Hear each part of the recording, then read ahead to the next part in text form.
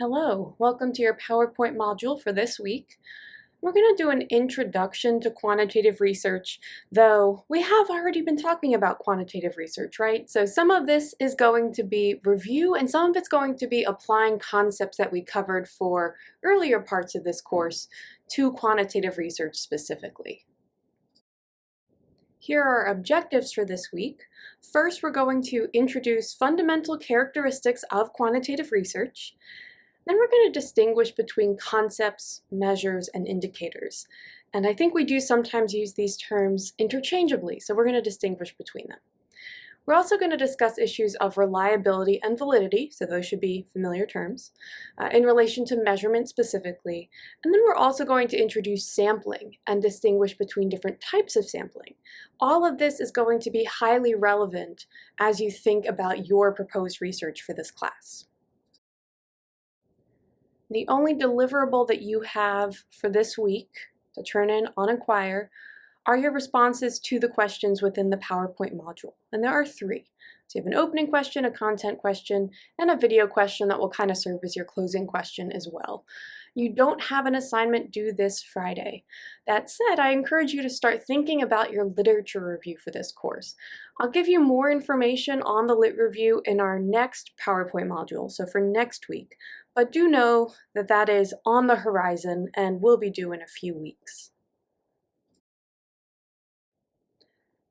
Here's your opening question, and this is really just to see where you are in thinking about your research proposal and how you're feeling about it. Here's your question. How are you feeling about your research proposal topic for this course? What changes, if any, do you plan to make at this point? How will you go about making these changes? So you might think about the workshop that you did last week with your peers, reviewing your research question. You might think about just any changes in your plans or any topics that have sparked your interest since you wrote the research question assignment. I know a couple folks have changed their topics already. So please do pause the PowerPoint module here and respond to this question on Inquire. Now, since the start of the semester, we've been discussing social research more broadly, right? And not necessarily looking specifically at issues within quantitative research. Though I will say a lot of the examples that we've used in class have been focused on quantitative research, given that this is a quantitative methods course. But the coming weeks, and really the rest of the semester, is going to be exclusively focused on quantitative research and ways of conducting quantitative research, strength of quantitative research, as well as limitations that exist. So let's start this conversation about quantitative research specifically by going through the main preoccupations of quantitative researchers. That is, what are quantitative researchers fundamentally concerned with in their research? The book goes over 4 preoccupations. We've already talked about these a bit, but I do want to at least review these and think about how they uniquely relate to quantitative research. So the first here is measurement, right? Are our measures capturing what we want them to capture? This is an important issue within quantitative research. We also want to know whether our measures are consistent. So this might ring a bell when we talk about reliability. We're talking about consistency. When we're talking about validity, that's about whether our measures are capturing what we want them to measure. We're going to focus on measurement, reliability, and validity a bit in this module. The next preoccupation we have here is causality. This is a tough one. Causality is basically about whether or not we can infer relationships, causal relationships specifically, from our studies, right? So if we have correlations, can we infer causation from that? Under what circumstances can we? What study designs give us stronger causal inference compared to others? So causality is pretty big as well. And then the last 2 here we've already talked about in this course, generalization and replication. And these are more exclusive concerns for quantitative research. I would say qualitative researchers still are concerned about measurement, causality. Generalization and replication are fundamental to generating a strong quantitative research project. You want to be able to take what you find in your study and generalize it to a population. That will make it the most useful, right? If you're able to, in your study with your sample, draw some conclusions about a larger population as a whole, then that's going to have stronger social implications, right? And then replication is about being able to reproduce the study that you complete. Are we able to get the same results if we were to conduct that study again, perhaps using a different sample or at a different time period? We talked about replication in class already as well, and how challenging it is to have a study that is actually replicable. These are 4 primary preoccupations of quantitative researchers. We could talk about a whole lot more here, but what we're going to do is use this as a frame for our discussion for this week and the weeks to come, right? These preoccupations with measurement, causality, generalization, and replication. For the time being, let's start with measurement, that first preoccupation of quantitative researchers. And there are a lot of things. I mean, if you think of any social research topic, there are a lot of things that we want to study in the social world that aren't easily quantifiable, right? So for example, if we want to measure social capital, we want to incorporate that into our research. Poverty, social class, environmental racism, these are all concepts that may be difficult for us to quantify, and some are easier to quantify than others. So that brings us into this distinction between concepts, measures, and indicators. First, what is a concept? Well, a concept, at least within the confines of this course, a concept is a label for an element of the social world. And often theories are combinations of concepts, right? We have our concepts as building blocks for a theory. I just listed some examples of concepts, perhaps social capital as a concept or environmental racism as a concept. Now, a measure is the way we quantify that concept. And some concepts are pretty easy to quantify. So if we want to look at income, right, and that's a concept, well, income is already a numerical value, right? One's income, it's already a number. So we have an easy way to measure income. Now, there are other issues we can think about with income. Perhaps people don't like to report their income, or they're not very accurate in reporting their income, but we know it's easy to measure a concept like income because it pretty much already is a measure, right? However, sometimes the concepts we want to measure are not easily quantified. And for this reason, we often have indicators in our social research. An indicator is an operationalization, big word, we'll break it down, operationalization of a less directly quantifiable concept. For example, perhaps we want to look at job satisfaction, and that's going to be our predictor variable. Maybe we're looking at the relationship between job satisfaction and happiness. So both job satisfaction and happiness are concepts that are not easily quantifiable. We need to think about how we're going to turn job satisfaction into something we can quantitatively study. Perhaps we're going to, through a survey, ask a few questions about one's job satisfaction, and then we're going to turn those responses into numerical values, right? And this would be a way of developing an indicator for the concept that we're studying. I'm going to go through an example to hopefully make this a bit clearer, and then we'll also talk about examples in class this week. All right, so let's do an example. Let's say I want to study the relationship between social integration and depression. There are a lot of studies on this. Let's say I want to do my research on this topic. I have to ask myself a few questions. First, what is social integration? How do I define social integration? And then I'd also ask myself, what is depression? How am I defining depression? And then finally, how am I actually going to measure these?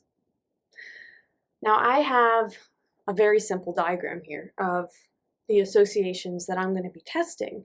And I just wanted to point out that social integration in my framing is going to be my independent variable, which means that I think depression as my dependent variable is going to depend on social integration. Okay, so dependent variable is my outcome. I think that depression and depressive symptoms that someone reports will depend on the extent of their social integration. So those are a couple of terms we're getting ahead of ourselves with, but I want you to be already thinking about how your research topic and your research questions fit within this kind of a framework, independent versus dependent variables. All right, but back to those questions. What is social integration? What is depression? And how am I going to measure these? Let's start with social integration. I'm defining social integration as connectedness to society, right? How connected somebody is to the social world around them. And this is something that is not easily quantifiable, right? There isn't an easy way like with income where I can say, oh, well, there's already a numerical value I can use. I'm just going to use that. So instead, I need to develop an indicator. And I've done some research on social integration. And so I know out there are indicators that exist. And I don't need to reinvent the wheel. I'm going to use indicators that already exist in the literature based on my review. And these are some items I might include based on research that already exists. Perhaps I'm going to use multiple items. I'm going to create a multiple indicator measure. And I will include the frequency of contacts with friends. Perhaps in a survey, I'm going to ask, how often do you typically interact with your friends in person, on the phone, however I want to question it or however others have questioned it, and I'm going to borrow it from them. And that's going to be one of the items in my indicator of social integration. Perhaps I also want to look at the frequency of contact with family.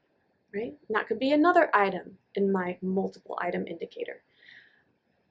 Attendance at social gatherings. This is another common way of measuring social integration. I could have a couple of items within my indicator on that as well. Participation in extracurricular activities if I'm looking at students, religious attendance, volunteering, and so on. So social integration is something that I can measure by turning it into this indicator, by considering what survey items perhaps I'm going to use in order to quantify this. Depression is actually a little bit easier because there are well-defined measures or indicators, I should say, that you could use for depression. Depression is a clinical diagnosis, and it's typically based on self-reported depressive symptoms. So we could use existing depressive symptoms questionnaires. There's a questionnaire with the DSM, the Diagnostic Statistical Manual of Mental Disorders. This is something that psychiatrists and psychologists use for diagnostic purposes, and I can just look that up, find that manual, look at the items that they use in a survey in order to diagnose somebody as depressed, and I can incorporate those into my survey, right? So I've taken depression and I've quantified it by turning it into survey items that then I will actually numerically rate and analyze. I know this might still be a little abstract, but as we go through more examples and as you see this again and again, it will become familiar to you, right? How we take concepts that aren't easily quantifiable and actually quantify them for social research. Here's your content question for this week. I want you to name up to 2 concepts that you are applying in your proposed research. So 1 or 2. If you have 2 that you can easily think of and write up here, then great. If you only have 1 that you're pretty sure about, that's fine too. How might you measure these concepts in your research?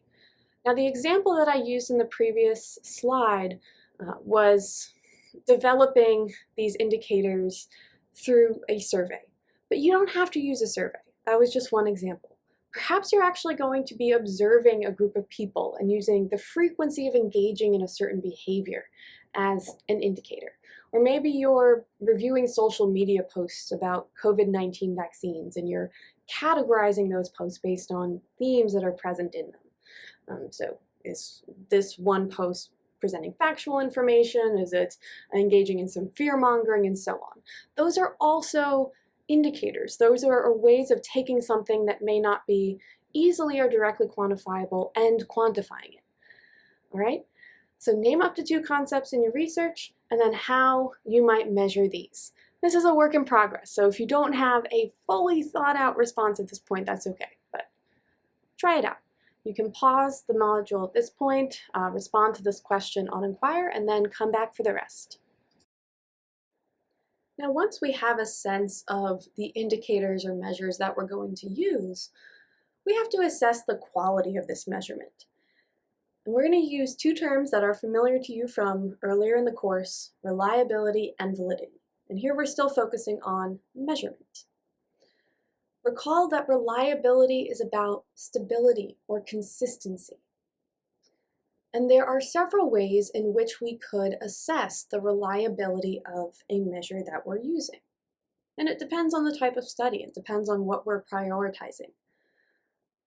Perhaps we want to engage in test-retest reliability. That's assessing whether our measure is stable over time. And you saw an example of this in the HIV risk behaviors article, right? If we take the same people and we ask them the same questions a couple days apart, do we get the same result, right? Are people being consistent in their responses? And if they're not, perhaps it's an issue with the measure that we're using. We could also look at internal reliability. This is a new term, internal reliability. This is for those multiple indicator measures. For example, social integration, which I had mentioned a few slides ago. We want to know if our indicators within that multiple indicator index are actually related to each other. And that will tell us whether or not we are capturing some underlying concept. If we have indicators that aren't really related, it might not be a very reliable measure. There are statistical ways of doing this. We're not going to actually go over that in this class, but just know the concept. And then the last one here is inter-rater reliability. And this applies to a specific example. So let's say we're conducting a study and we have multiple researchers who are collecting data.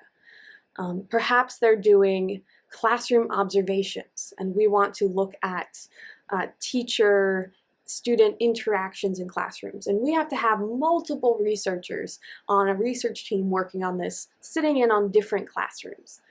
Now, we want to know whether or not these multiple researchers are measuring the teacher-student interaction in the same way. Are they being consistent in how they're observing or rating what they're observing? That would be inter-rater reliability. Now, if you're the only one conducting research, and it's your project alone, you're the only one collecting data, you're not going to be concerned with inter-rater reliability. You might be concerned with intra-rater, meaning yourself. Are you being consistent across time in how you're measuring something? But you wouldn't be concerned with inter-rater reliability. These are just a few terms I want you to be familiar with in assessing the reliability of measurements. Next, we need to consider measurement validity. Recall that validity is about accuracy, and for measurement validity specifically, we're concerned with whether our measure reflects the concept that we are trying to capture. Now, these are some terms or ways of assessing validity of a measure. I know that these are a bit tricky to distinguish between them. I'm going to go through the definitions now. This is all in your book, and we will talk about some examples in class to clarify what these terms mean and when they are especially applicable. First is face validity, and this one's the simplest. It is an assessment of whether the measure appears to reflect the concept on its face. So here we're just using our logic. Does it make sense that we're using this measure to capture this concept? For poverty, for example, doesn't make sense that we're using the poverty line to measure poverty. Seems like on its face that would make sense, right? Then there's concurrent validity. Concurrent means at the same time. So here we're assessing whether the validity of a new measure is supported by a present measure that is already used, right? So for example, I'll give you an example for this one. Social integration, let's go back to that example. We want to know whether using the number of social media contacts, so people who, I don't know, if we're using Facebook, which I know is very outdated for all of you, but say we're using Facebook and we're looking at the number of Facebook friends that somebody has.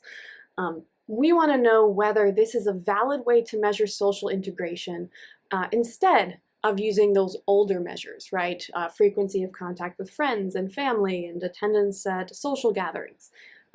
It might be easier for us to use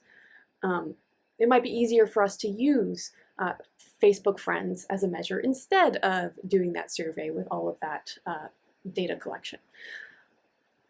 We would compare the new measure to the old measure, the one that's already used, to see if we get the same result, if they seem to capture the same thing.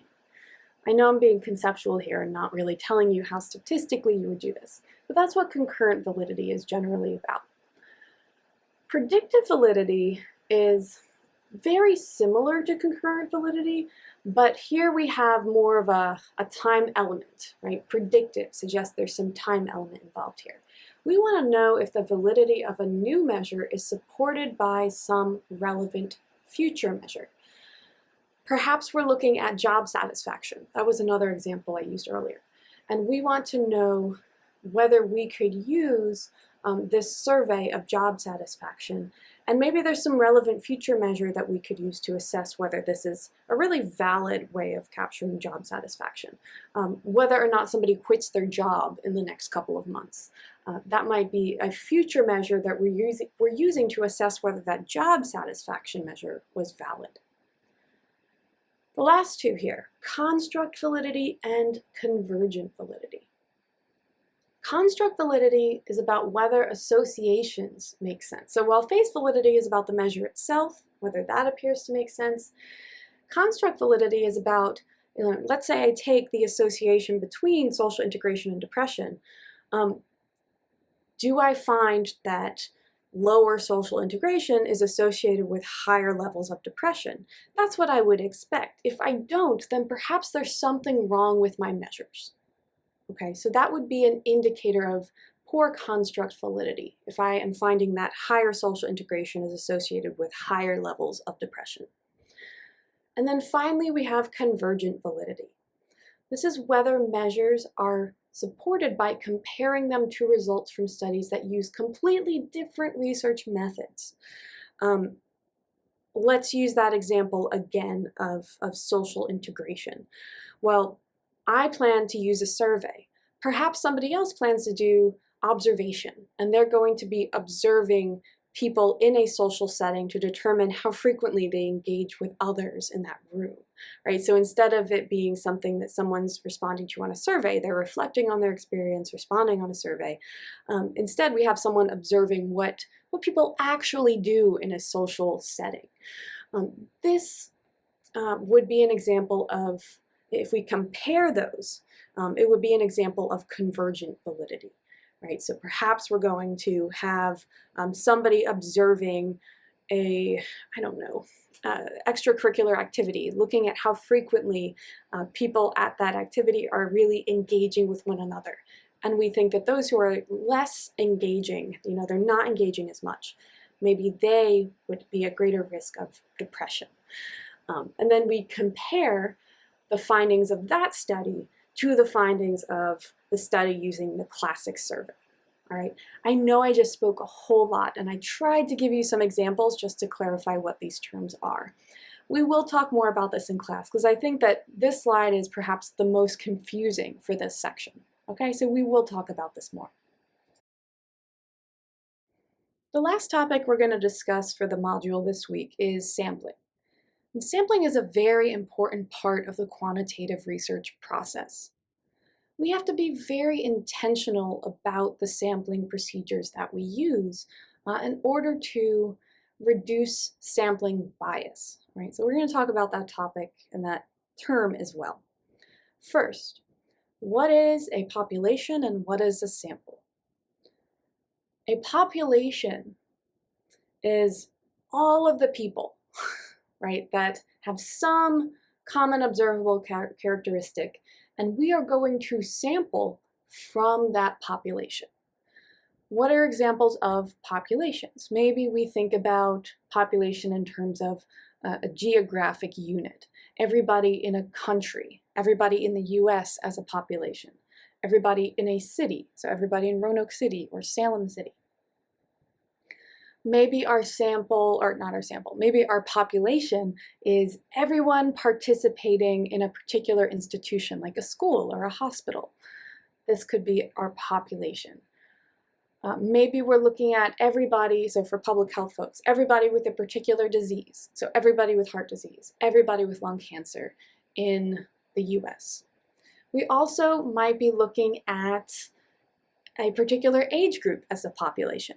So those who are under 18 or over 18. Maybe we're looking at only Asian Americans in the state of Virginia. Right, so that would be another example of a population. Now we sample a subgroup of that population that we want to study. And why do we do this? Well, the main reasons are because it's much more cost efficient than getting a census of everybody. So if we're looking at everybody in the state of Virginia, we don't want to actually collect data from every single person. That would be near impossible. So instead, we want to gather a sample of everybody in Virginia. It's much more cost efficient and it's much more time efficient and it's much more realistic. The goal of sampling is to have a sample that is representative of your population. So the characteristics of the sample correspond to the characteristics of the population that we're interested in. This is what we want. This is the gold standard, to have that representative sample. Okay? So we're going to talk about ways to ensure that you do have a representative sample, and also ways that you could potentially introduce sampling bias when you actually gather your data. Now, when we define our sample, we want to make sure that we have a representative sample. Right? That it's representative of our population. And this is particularly important for quantitative research. Now, sampling bias is when the sample that we have does not adequately represent the population. There are a number of reasons why this could happen. The first is if you're using a non-probability or non-random sampling method. And these probability versus non-probability sampling methods were reviewed in your book, and we're also going to go through those as a class, okay? So if you use a non-probability sampling method, if you're just collecting data from people who are convenient to you, for example, then you're not going to have a random sample. It's not going to represent your population.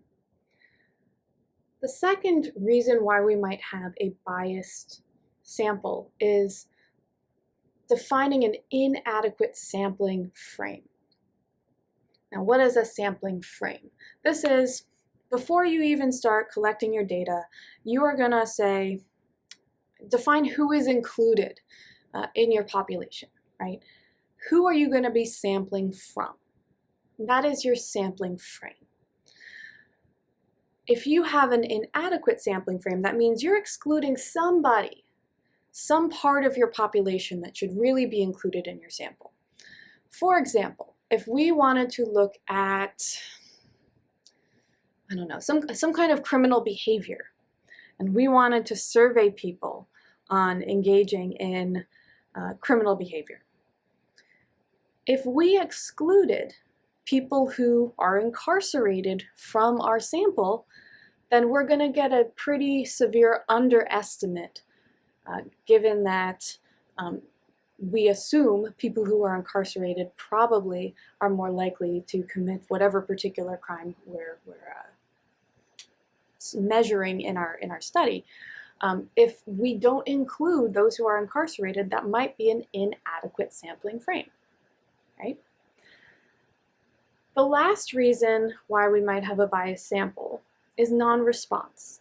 So even if you pick an adequate sampling frame, you're including everyone you should include in your population, you are using a non-probability sampling method. If you have a lot of people not responding to your survey or your interview, not engaging, let's say you send out a mass email to everybody at the college and only 10% of people respond, which I hear is pretty typical if you're going to do a survey of our college, that's not going to be an adequate sample. It's not going to be representative, because people might choose to engage in that research because it's a topic that interests them. And on the flip side, people might not engage in a research topic that doesn't interest them. Perhaps we get the less busy people on campus engaging in our research, and they're probably different in some way from the rest of the population on campus. All right, so those are 3 ways in which a sample can be biased. And there are consequences for this, right? Because if you have a sample that doesn't reflect your population, you're probably going to have sampling error. That means there's some error in your findings because there is that difference between the population and the sample that you have. Okay? So be familiar with these terms, be familiar with how or why samples can be biased, and what the consequence of this is. All right, so here's your video question, and this will also serve as your closing question for this module. If you were to collect your own data for your proposed research, which you may or may not, which sampling technique would make the most sense for your project? Explain your answer. Okay, so think about the sampling techniques that are in the video. And the video is titled, "What are the types of sampling techniques in statistics?" The link is on Inquire. So you watch a video and then you answer this question on Inquire. Okay? So that concludes our PowerPoint module for this week. Just want to tell you a bit about what's coming up soon. First, you don't have anything due this Friday, as I mentioned early in the module. You also don't have anything due next Friday. I will say that the Friday after that is when your literature review draft is due. Okay, so do keep that in the back of your mind. Our readings for next week are Bryman chapters 9 through 11. I know that the textbook readings have been pretty long the past few weeks, and that's because these are readings that are for the entire week, right? If we were meeting 3 days a week, we would split this up, but these are your readings for the whole week.